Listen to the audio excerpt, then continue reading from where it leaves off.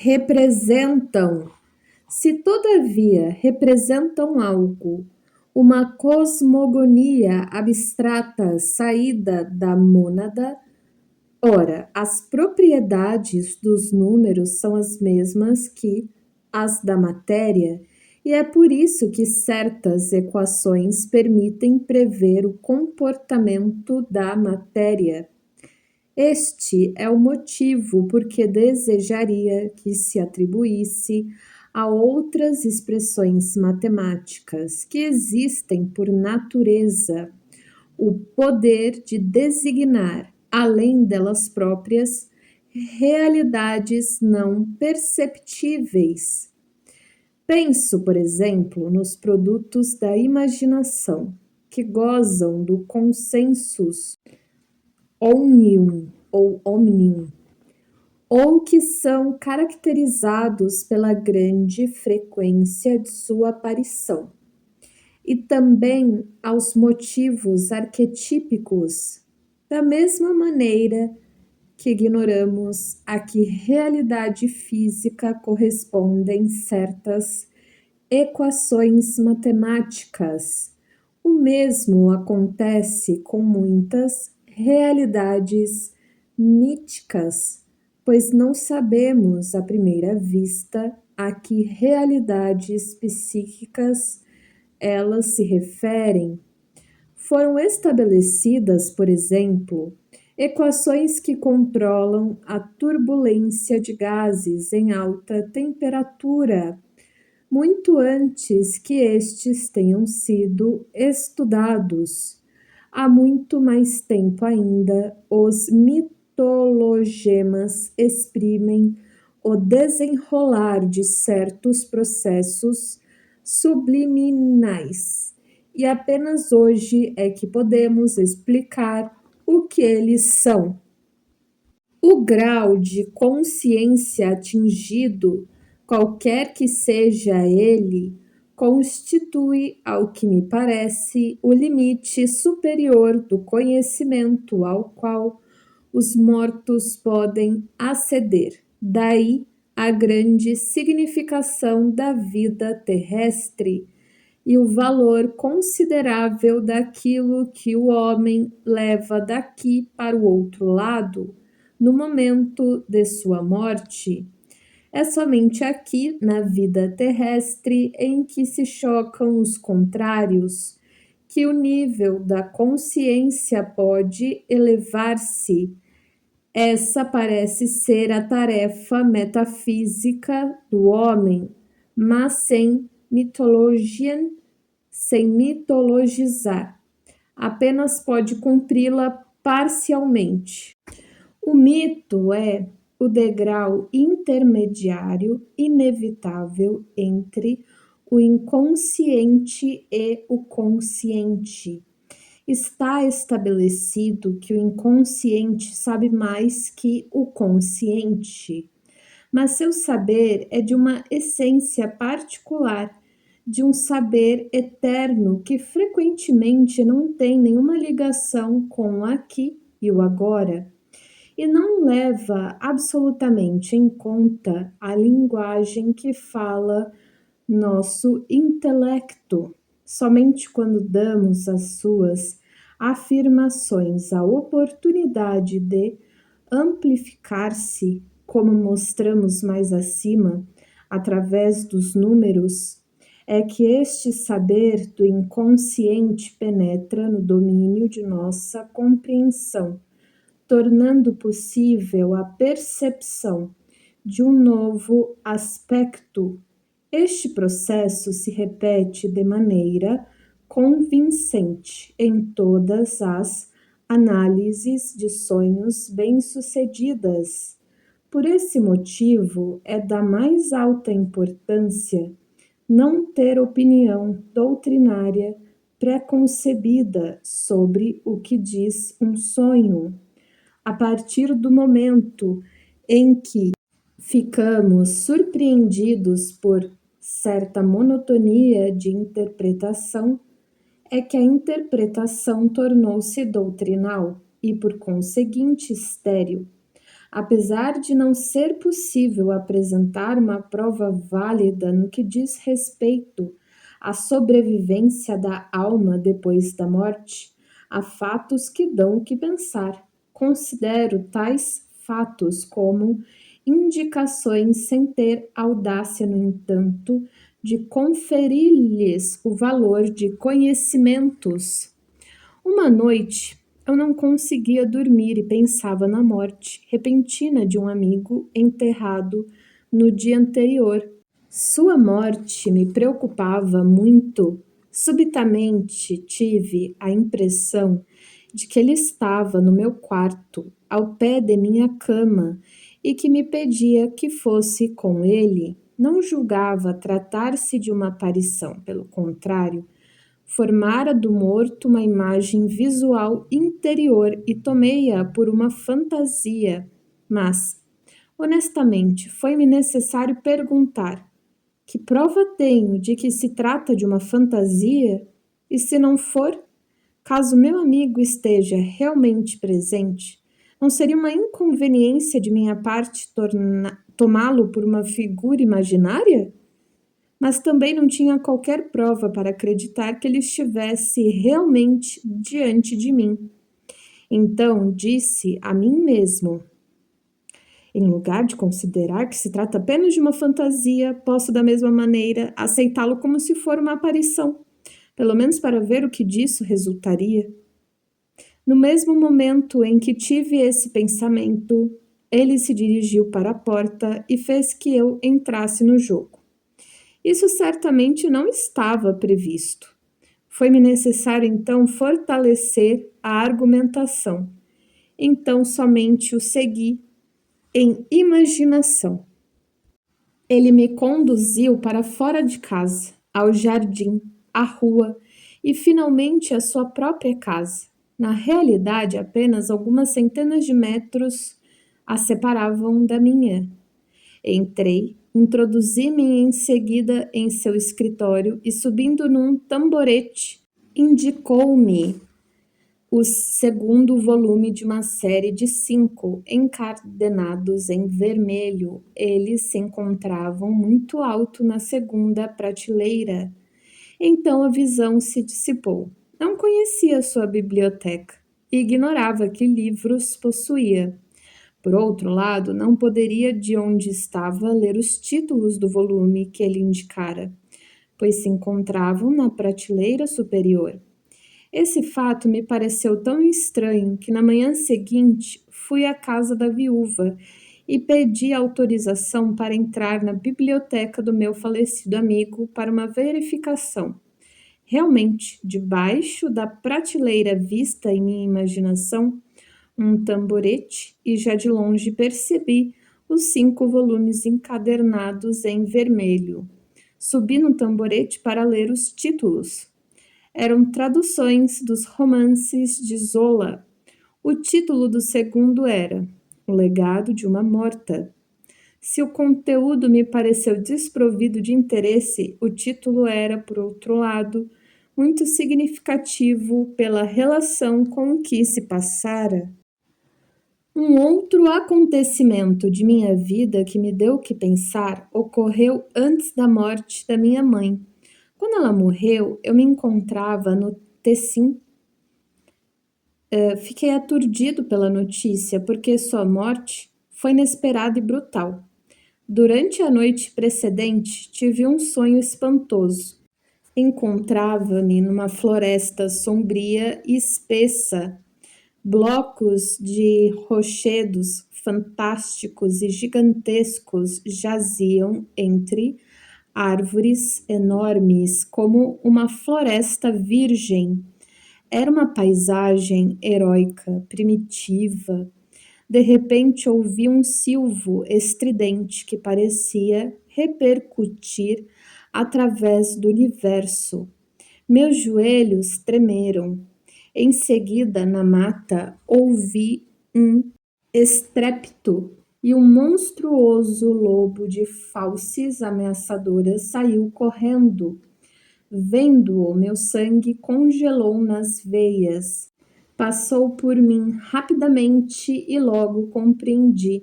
O caçador selvagem lhe ordenara que trouxesse um ser humano. Acordei numa angústia mortal e na manhã seguinte recebi a notícia da morte de minha mãe. Raramente um sonho me transtornou tanto, pois se fosse considerá-lo superficialmente, ele parecia dizer que o diabo viera se apossar de minha mãe, mas na verdade era o caçador selvagem de chapéu verde que naquela noite era um desses dias de janeiro em que sopra o Foehen, F-O-E-H-N. Caçava com seus lobos era Wotan, o deus dos ancestrais alemães, que reunia minha mãe a seus antepassados, isto é, negativamente, às hordas selvagens e positivamente, aos mortos bem-aventurados. Foi sob a influência dos missionários cristãos que Wotan foi assimilado ao diabo. Em si mesmo é um deus significativo, um Mercúrio ou um Hermes, como os romanos discerniam claramente. É um espírito da natureza que ressurge na lenda do Graal, sob os traços de Merlin, e que, como espíritos mercurialis, constituía o arcano procurado pelos alquimistas. Assim, o sonho diz que a alma de minha mãe encontra acolhida neste vasto contexto do si mesmo, além do plano cristão, na totalidade da natureza e do espírito, em que os conflitos e contradições são englobados. Voltei imediatamente para casa. À noite, no trem, experimentava um imenso sentimento de tristeza, mas no mais íntimo do meu coração eu não podia ficar aflito, e isso por uma estranha razão. Durante o trajeto, escutei ininterruptamente música de dança, risos e ruídos alegres, como se celebrassem um casamento. Havia um contraste brutal com a impressão apavorante provocada pelo sonho. Aqui havia a jovialidade da música de dança, dos risos alegres, e era impossível deixar-me dominar totalmente pela tristeza. Ela estava sempre presente, prestes a me dominar, mas no momento seguinte já me encontrava no meio de alegres melodias. De um lado, um sentimento de calor e alegria, de outro, terror e luto, numa alternância contínua de contrastes afetivos. O contraste pode explicar-se. A morte era sentida ora do ponto de vista do eu, ora do ponto de vista da alma.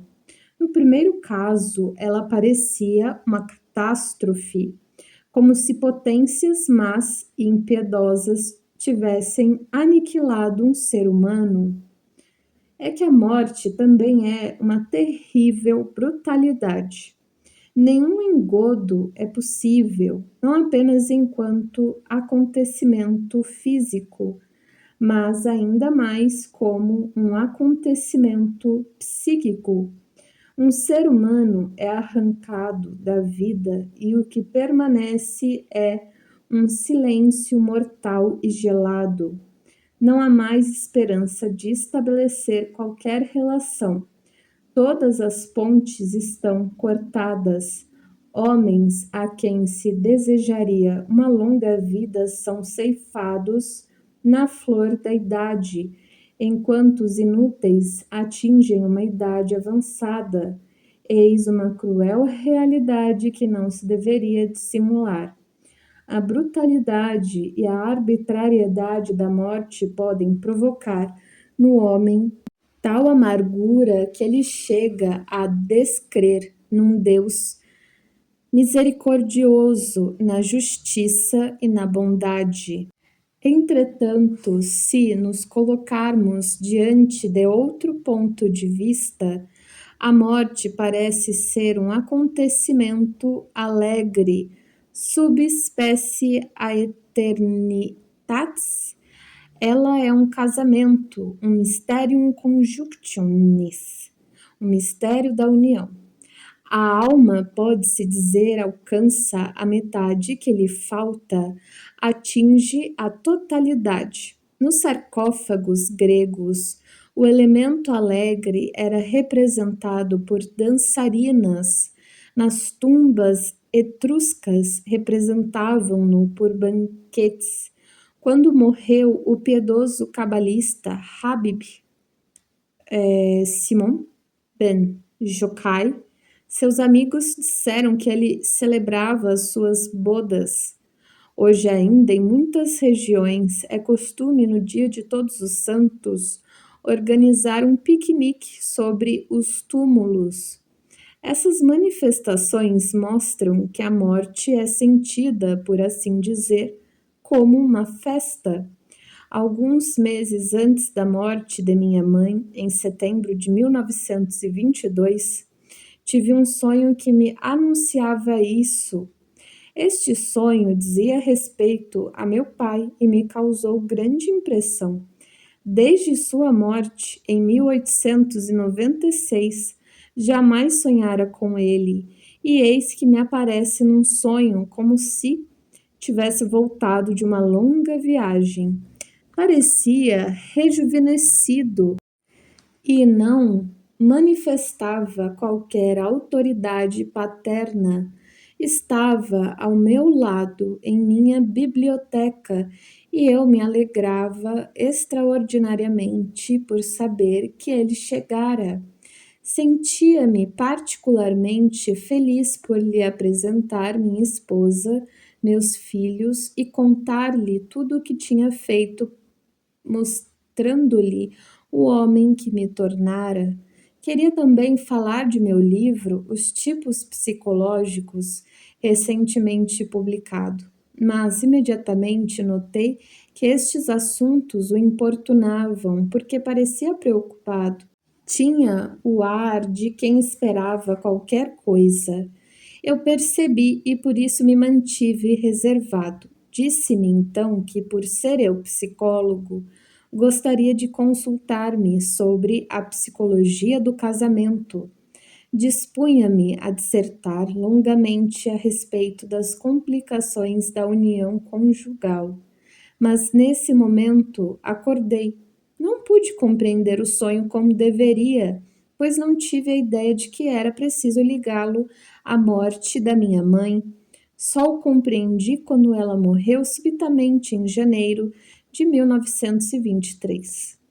O casamento de meus pais não foi uma união feliz, mas uma prova de paciência sobrecarregada de múltiplas dificuldades. Ambos cometeram os erros típicos comuns a numerosos casais. Meu sonho me deveria ter feito prever a morte de minha mãe. Após uma ausência de 26 anos, meu pai, no sonho, informava-se junto a um psicólogo sobre conhecimentos e aquisições mais atuais concernentes às dificuldades do matrimônio, pois chegara para ele o tempo de retomar o problema. Em seu estado intemporal, não adquirira, evidentemente, nenhum saber novo e por isso dirigia-se a um vivo que, beneficiado com as mudanças trazidas pelo tempo, pudera adquirir novos pontos de vista. Assim fala o sonho, incontestavelmente. Eu teria podido, se tivesse compreendido sua significação dentro do meu plano subjetivo, ganhar muito ainda, porque tive esse sonho justamente antes da morte de minha mãe, fato de que não tivera nenhum pressentimento. O sonho está nitidamente voltado para meu pai, por quem tive uma simpatia que com os anos se aprofundara. Em decorrência de sua relatividade espaço-tempo, O inconsciente tem melhores fontes de informação que a consciência, a qual apenas dispõe de percepções sensoriais. Por esse motivo, estamos reduzidos no que se relaciona com o mito de uma vida post-mortem, as escassas alusões do sonho e as outras manifestações espontâneas do inconsciente. Não podemos, já dissemos, outorgar a essas indicações o valor de conhecimentos ou de provas, mas elas podem servir de base adequada para amplificações míticas. Elas permitem ao intelecto indagador esse âmbito de possibilidades absolutamente necessárias à sua atividade vital. Não havendo o mundo intermediário da fantasia mítica, o espírito fica ameaçado de congelar-se no doutrinarismo, mas inversamente o interesse por tais germes míticos constitui um perigo para espíritos fracos e sugestionáveis, que poderão tomar esses procedimentos por um conhecimento e hipostasiar fantasmas. Um mito muito divulgado sobre o além é constituído por ideias e representações a respeito da reencarnação. Num país em que a cultura espiritual é muito diferente e muito mais antiga do que a nossa, como a Índia, a ideia da reencarnação é, por assim dizer, natural e tão espontânea como entre nós a ideia de que Deus criou o mundo ou a existência de um spiritus rector, de um espírito diretor, de uma providência. Os hindus cultos sabem que não pensamos como eles, mas isso não os inquieta. De acordo com as características espirituais do oriental, a sucessão de nascimento e morte é considerada como um desenrolar sem fim, como uma roda eterna que gira sempre sem objetivo.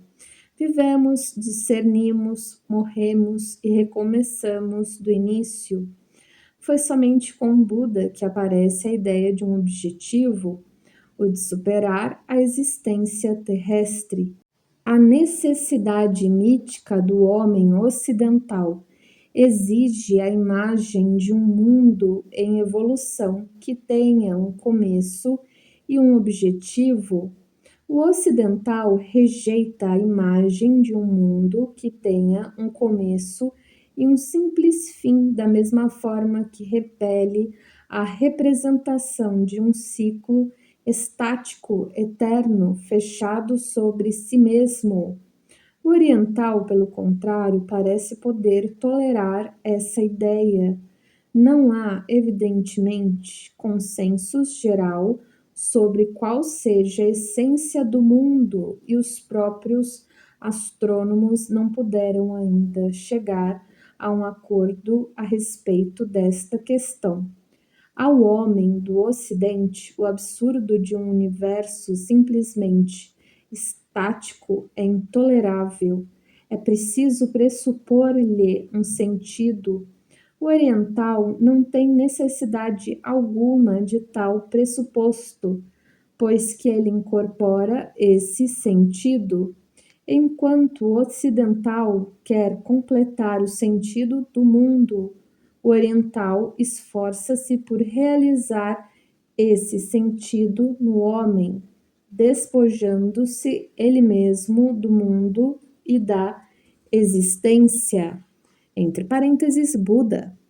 Daria razão tanto a um como a outro, porque o ocidental me parece, sobretudo, extrovertido e o oriental introvertido. O primeiro projeta o sentido, isto é, coloca-o nos objetos. O segundo sente-o em si mesmo. Ora, o sentido, porém, está tanto no exterior como no interior. Não se pode separar a ideia da reencarnação da ideia do karma.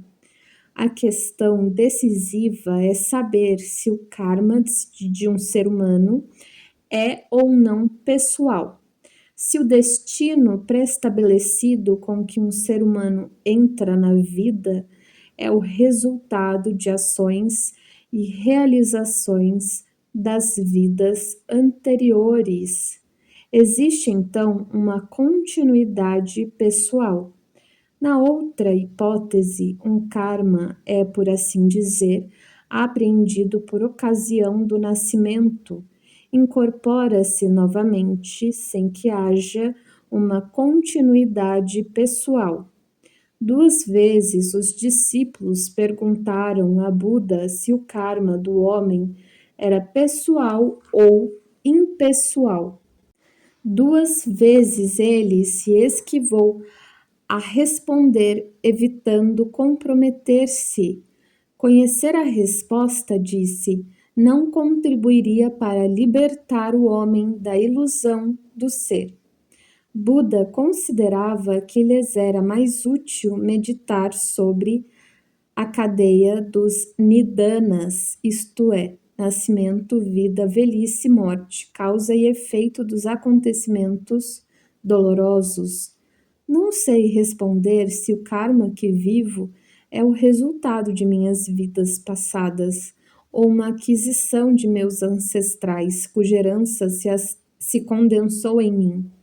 Serei por acaso uma combinação de vidas ancestrais e será que reencarno de novo? E será que reencarno de novo essas vidas? Terei vivido antes como personalidade determinada e terei progredido o suficiente nessa vida ulterior para poder agora esboçar uma solução? Eu o ignoro. Buda não respondeu à pergunta e posso supor que ele próprio não tinha certeza. Posso facilmente imaginar que já vivi em séculos anteriores e, ao deparar com perguntas a que ainda não posso responder, supor que me é necessário nascer novamente, por não ter completado a tarefa que me foi imposta. Quando morrer, meus atos me seguirão, é pelo menos o que imagino. Levarei comigo o que fiz, tendo a esperança, contudo, de não chegar ao fim de meus dias com as mãos vazias. Buda parece ter pensado assim quando procurava afastar seus discípulos de especulações inúteis. O sentido de minha existência residir no fato da vida coloca-me uma questão. Ou, inversamente, sou eu próprio uma questão colocada ao mundo e devo fornecer minha resposta. Caso contrário, estarei reduzido à resposta que o mundo me der. Tal a tarefa vital transpessoal que cumpro com dificuldade. Talvez esta questão já tenha preocupado meus antepassados, sem que tenham encontrado uma resposta. Será por este motivo que me impressiona tanto o fato de que o final de Fausto não traga nenhuma solução? Ou ainda o problema do episódio dionisíaco em que Nietzsche naufragou e que parece ter escapado ao homem cristão? Ou então é o Wotan Hermes, cheio de inquietude dos meus ancestrais alemães e francos, que me propõe enigmas provocantes? Ou finalmente será que Richard Wilhelm tinha razão quando dizia, brincando, que eu fora, numa vida anterior, um chinês rebelde que devia, à guisa de punição, descobrir na Europa sua alma oriental? O que experimento como resultante das vidas de meus antepassados ou como karma adquirido numa vida anterior pessoal poderia, do mesmo modo, ser perfeitamente um arquétipo impessoal que hoje mantém em suspenso o mundo inteiro e que particularmente me tomou, por exemplo.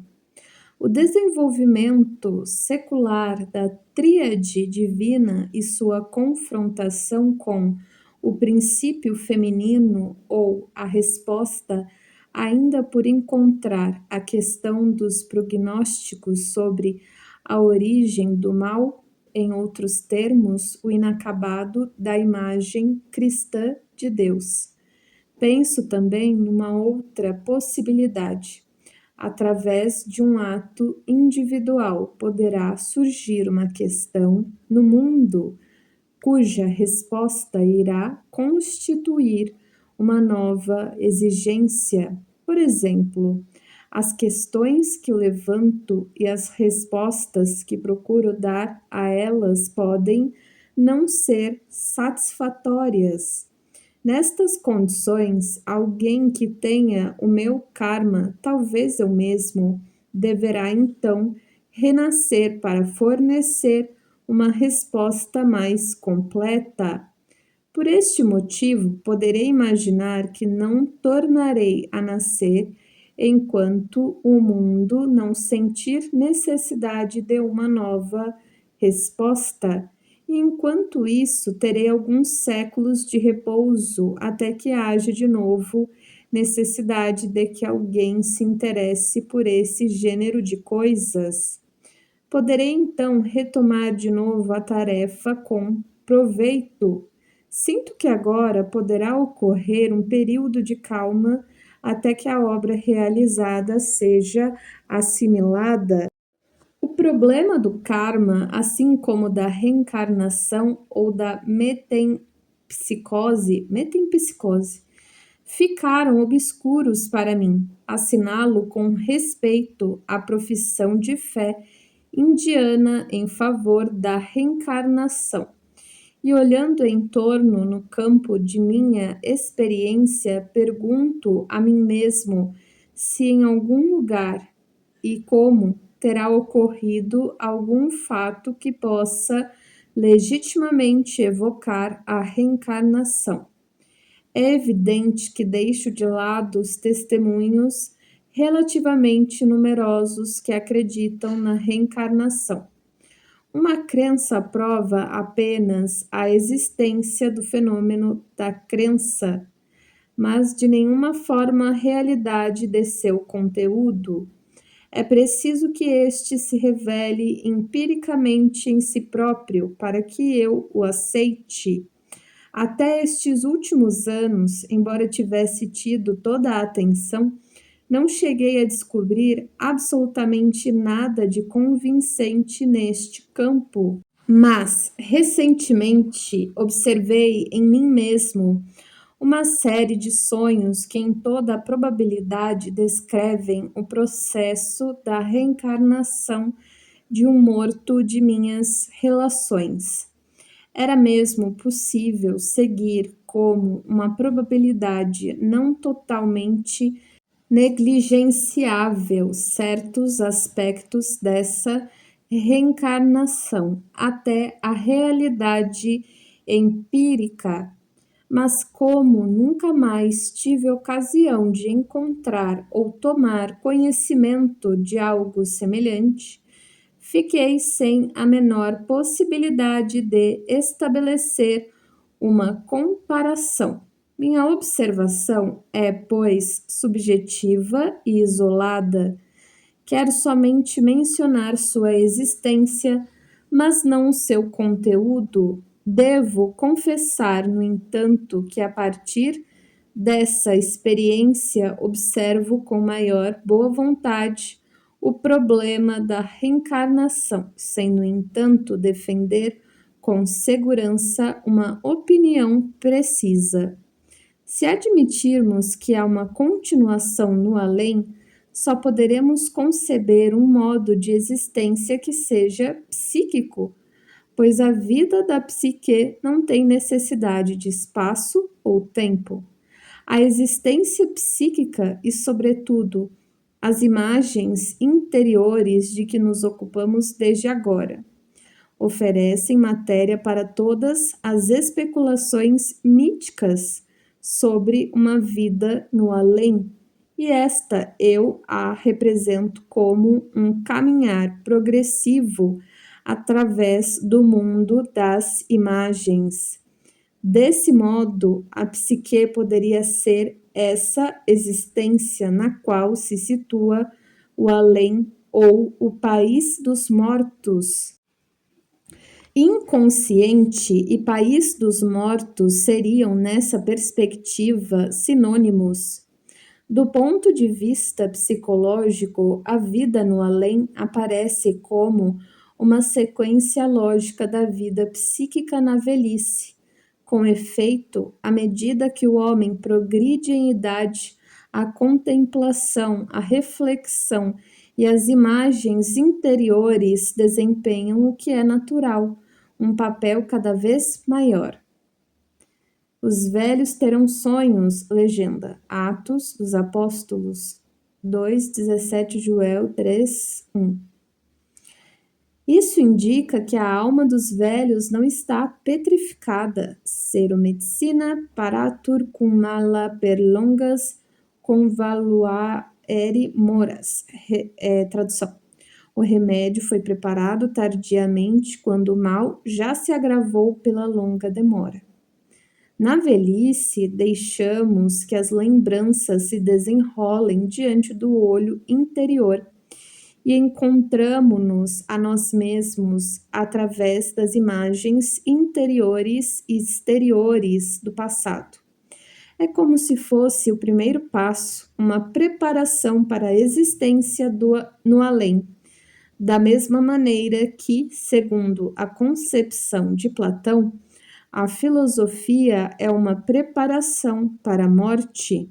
As imagens interiores impedem que nos percamos na retrospectiva pessoal. Muitos homens de idade se enredam na lembrança de acontecimentos exteriores, neles se aprisionando. Mas se neste olhar para o passado houver reflexão e tradução, em imagens poderá ser um reculer por mieux sauter. Reculer por mieux sauter. Não tem tradução. Procuro ver a linha que conduziu minha vida no mundo e que a conduz de novo para fora deste mundo.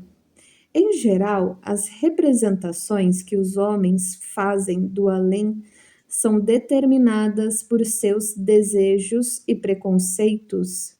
É por este motivo que, frequentemente, representações claras e serenas são associadas ao além, mas isso não me convence. Custa-me imaginar que, após nossa morte, aterrissaremos em suaves campinas floridas. Se tudo fosse claro e bom no além, deveria haver amistosas comunicações entre nós e os numerosos espíritos bem-aventurados. E por conseguinte, veríamos descer sobre nós, em estado pré-natal, efusões de beleza e bondade. O que acontece não é isso, porque esta insuperável barreira entre os mortos e os vivos, a metade pelo menos das narrações de encontros com os espíritos dos mortos versa sobre episódios aterradores e a regra é que na morada dos mortos reina um silêncio glacial, um desprezo pela dor dos abandonados. Se tomo consciência do que penso involuntariamente, o mundo me aparece a tal ponto unitário que se torna impossível um além ao qual faltasse completamente a natureza das oposições polares. Por lá deve também reinar uma natureza que, a seu modo, é de Deus. O mundo em que entramos após a morte será grandioso e assustador, à semelhança da divindade e da natureza que conhecemos. Também não posso conceber que o sofrimento deixe de existir nele.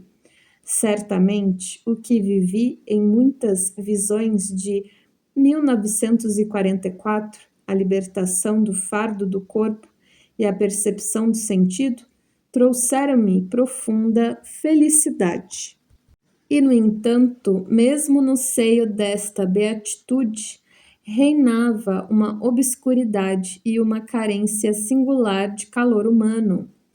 Pensem no rochedo negro de que me aproximei.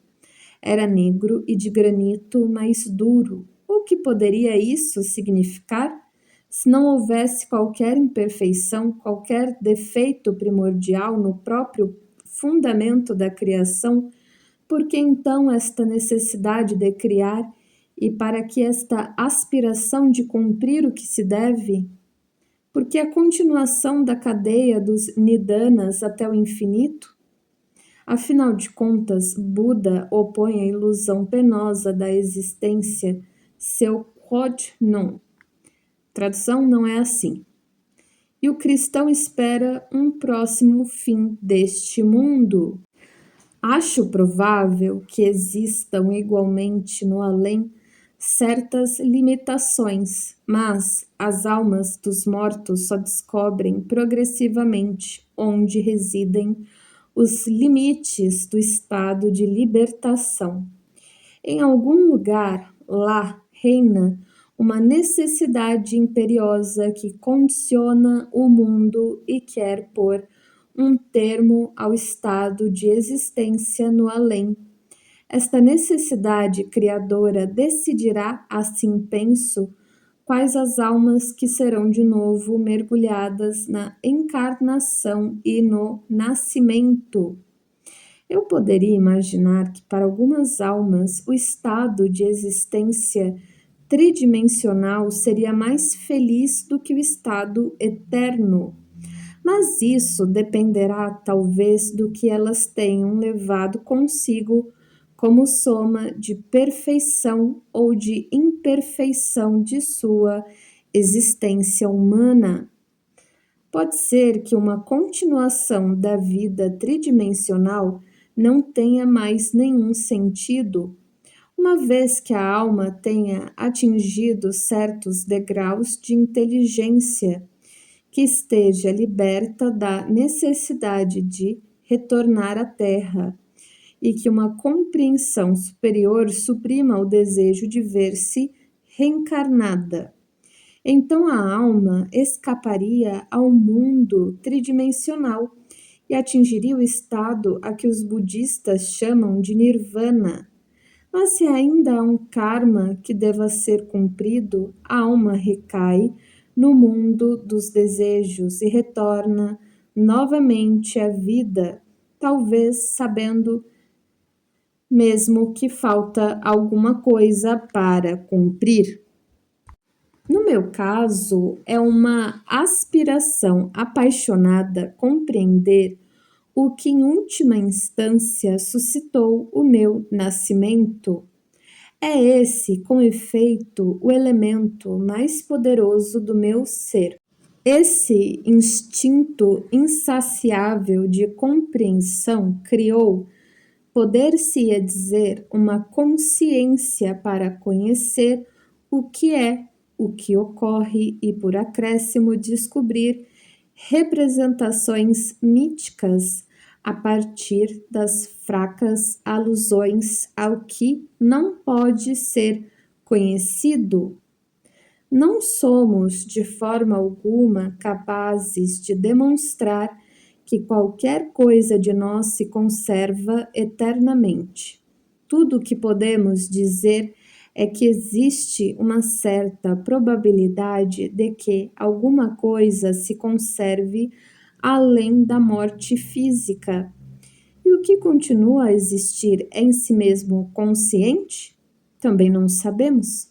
Se tivermos a necessidade de opinar sobre esse assunto, talvez possamos levar em consideração aquilo que é conhecido nos fenômenos de dissociação psíquica. Com efeito, na maior parte dos casos em que se manifesta um complexo autônomo, ele aparece sob a forma de uma personalidade, como se o complexo tivesse consciência de si próprio. É por esse motivo que as vozes dos doentes mentais são personificadas. Este fenômeno do complexo personificado Eu o estudei em minha tese. Poder-se-ia, se quiséssemos, invocar tal fato em favor de uma continuidade da consciência. Em favor desta hipótese, podemos citar as surpreendentes observações feitas quando ocorrem graves colapsos ou desmaios profundos oriundos de lesões agudas do cérebro. Nos dois casos, pode haver percepções do mundo exterior, assim como intensos fenômenos oníricos, mesmo que se trate de uma profunda perda de consciência, como a superfície cerebral, que é a sede da consciência, é posta fora do circuito durante a síncope. Estes fenômenos ainda hoje permanecem inexplicáveis. Eles poderiam testemunhar em favor de uma conservação, pelo menos sujeita, da aptidão da consciência, mesmo no estado de aparente inconsciência. O problema das relações entre o homem intemporal, o si mesmo, e o homem terrestre, no tempo e no espaço, suscita as mais difíceis perguntas. Dois sonhos vieram esclarecê-las. Num sonho que tive em outubro de 1958, notei de minha casa 2 discos de metal brilhante em forma de pequenas lentes. Iam em direção ao lago, por sobre a casa, descrevendo um arco de fraca luz. Eram 2 UFO, Unidentified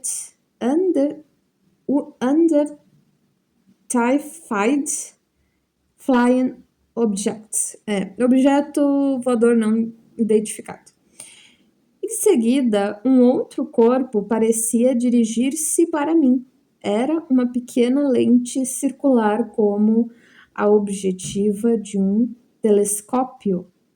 A 4 ou 5 metros de distância, o objeto imobilizou-se por um instante e em seguida desapareceu. Imediatamente após, um outro corpo chegou, atravessando os ares. Uma pequena lente de objetiva com um prolongamento metálico que terminava numa caixa, uma espécie de lanterna mágica.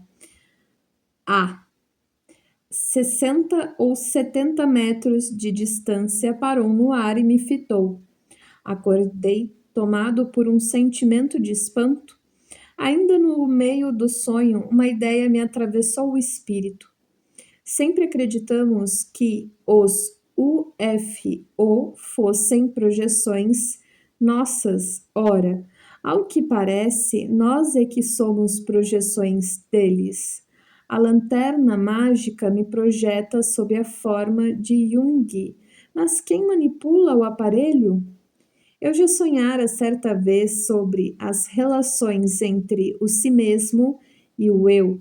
Nesse sonho de outrora, eu caminhava por um atalho, atravessava uma região escarpada, o sol brilhava e tinha sob os olhos, à minha volta, um vasto panorama. Aproximei-me de uma capelinha à beira do caminho. A porta estava entreaberta e entrei.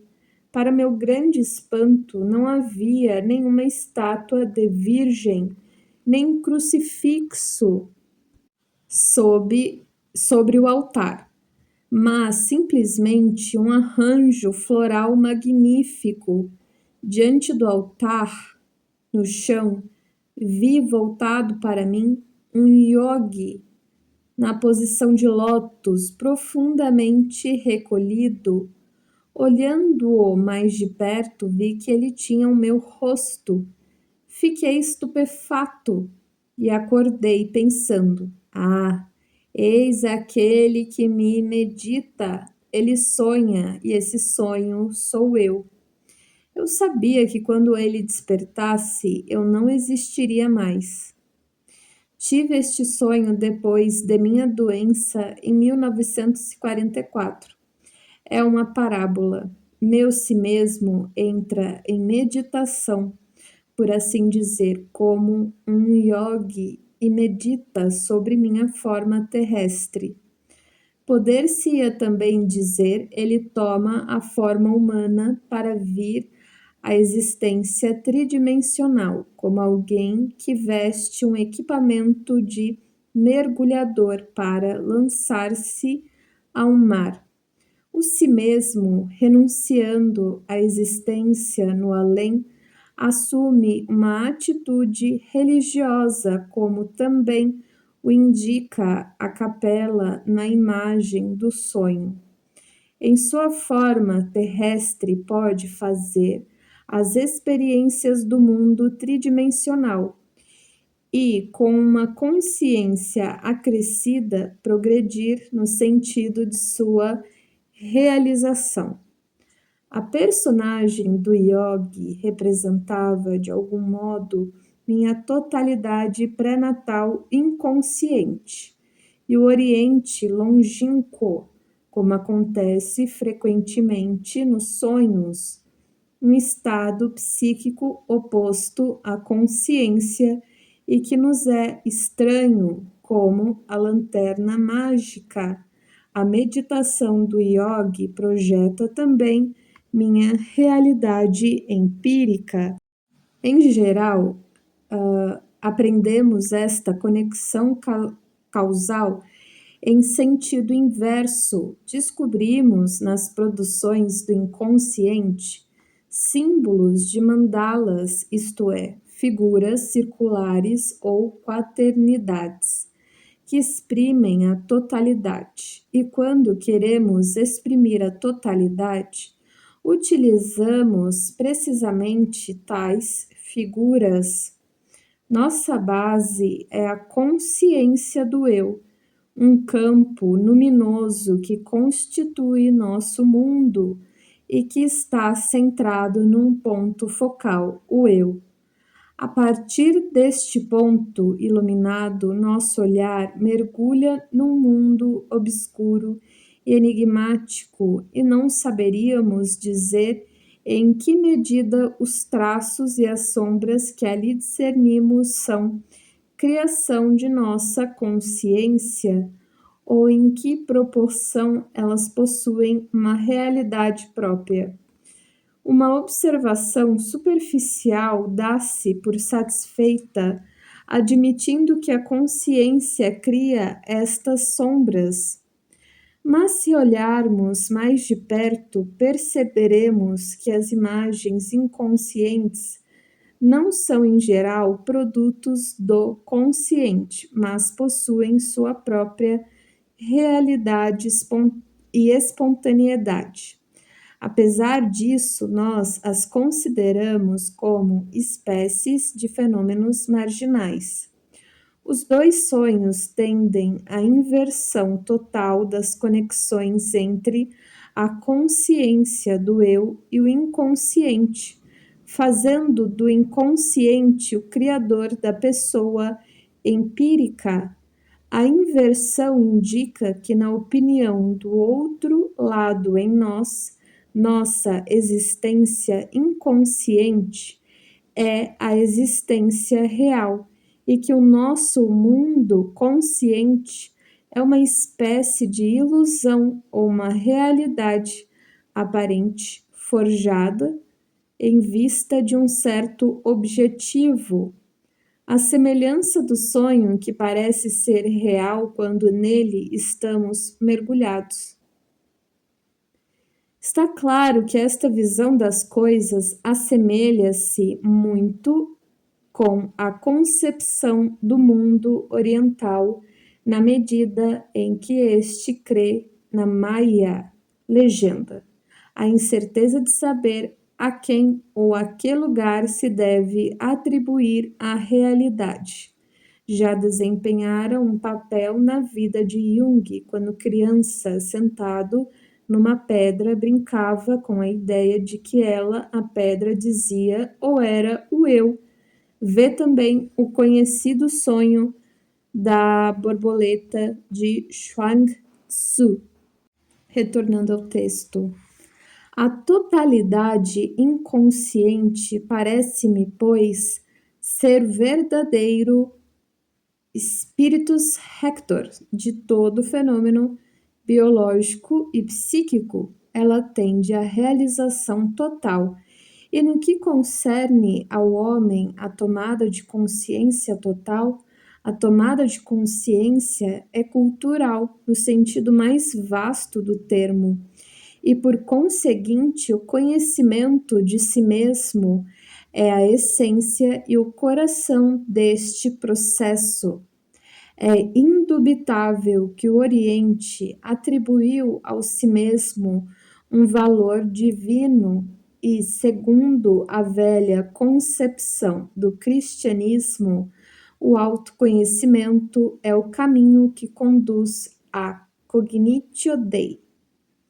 Para o homem, a questão decisiva é esta: você se refere ou não ao infinito? Tal é o critério de sua vida. Se sei que o ilimitado é essencial, então não me deixo prender a futilidades e as coisas que não são fundamentais. Se o ignoro, insisto que o mundo reconheça em mim certo valor, por esta ou aquela qualidade que considero propriedade pessoal, meus dons ou minha beleza, talvez. Quanto mais o homem acentua uma falsa posse, menos pode sentir o essencial, e tanto mais insatisfatória lhe parecerá a vida. Sente-se limitado porque suas intenções são cerceadas, e disso resulta inveja e ciúme. Se compreendemos e sentirmos que já nesta vida estamos relacionados com o infinito, os desejos e atitudes se modificam. Finalmente, só valemos pelo essencial, e se não acedemos a ele, a vida foi desperdiçada. Em nossas relações com os outros, é também decisivo saber se o infinito se exprime ou não. Mas só alcanço o sentimento do ilimitado se me limito ao extremo. A maior limitação do homem é o si mesmo. Ele se manifesta na constatação vivida: sou apenas isso. Somente a consciência de minha estreita limitação do meu si mesmo me vincula ao ilimitado do inconsciente. É quando me torno consciente disso que me sinto, ao mesmo tempo, limitado e eterno, tomando consciência do que minha combinação pessoal comporta de unicidade, isto é, em definitivo, de limitação. Abre-se para mim a possibilidade de conscientizar também o infinito, mas somente desta maneira, numa época exclusivamente orientada para o alargamento do espaço vital, assim como para o crescimento a todo custo do saber racional. A suprema exigência é ter consciência de sua unicidade e limitação. Ora, unicidade e limitação são sinônimos. Sem tal consciência, não pode haver percepção do ilimitado e, portanto, nenhuma tomada de consciência do infinito, mas simplesmente uma identificação totalmente ilusória com o ilimitado que se manifesta na embriaguez dos grandes números e na reivindicação sem limites dos poderes políticos. Nossa época colocou a tônica no homem daqui, suscitando assim uma impregnação demoníaca do homem e de todo o seu mundo. A aparição dos ditadores e de toda a miséria que eles trouxeram provém de que os homens foram despojados de todo o sentido do além, pela visão curta de seres que se acreditavam muito inteligentes. Assim, o homem tornou-se presa do inconsciente. Sua maior tarefa, porém, deveria ser tomar consciência daquilo que, provido do inconsciente, urge e se impõe a ele, em vez de ficar inconsciente ou de com ele se identificar, porque nos dois casos ele é infiel à sua vocação, que é criar consciência. À medida que somos capazes de discernir, o único sentido da existência é acendermos a luz nas trevas do ser puro e simples. Pode-se mesmo supor que, da mesma forma que o inconsciente age sobre nós, o aumento de nossa consciência tem, por sua vez, uma ação de ricochete sobre o inconsciente. Subtítulo: Últimos pensamentos. Minha biografia seria incompleta se as reflexões que se seguem neste capítulo não fossem anexadas. Elas constituem esclarecimentos indispensáveis, ainda que corram o risco de parecer teóricas aos olhos do leitor. Mas esta teoria é uma forma de existência que fez parte de minha vida, estabelece um modo de ser tão necessário para mim como beber ou comer. Subtítulo 1. Um dos dados mais característicos do cristianismo é o fato de que antecipa em seus dogmas um processo de metamorfose na divindade e, consequentemente, uma transformação histórica. Isso ocorre sob a forma do novo mito resultante de uma cisão no céu, a qual se faz alusão pela primeira vez no mito da criação. De acordo com este mito, um antagonista do Criador aparece como serpente e induz os primeiros homens à desobediência mediante a promessa de uma consciência amplificada. Scientis bonum et malum. A segunda alusão é a queda dos anjos, invasão precipitada do mundo humano pelos conteúdos inconscientes. Os anjos pertencem a um gênero singular, são o que são e não podem ser algo de diferente. Entidades em si mesmas desprovidas de alma representam os pensamentos e as intuições do seu Senhor. No caso da queda dos anjos, não se trata unicamente de maus anjos.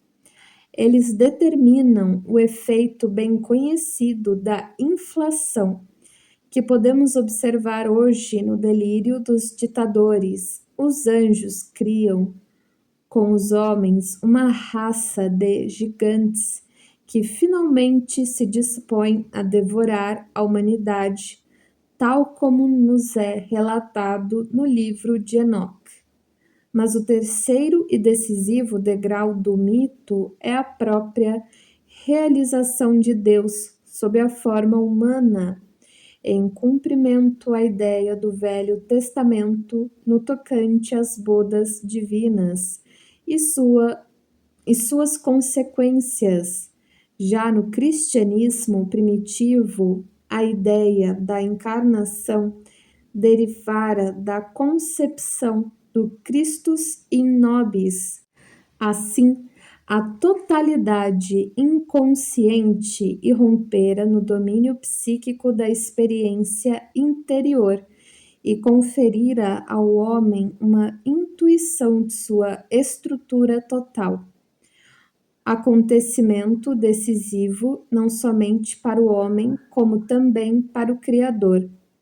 Aos olhos daqueles que tinham sido libertos das trevas, ele se despojava de seus elementos sombrios e nefastos e se tornava o summum bonum.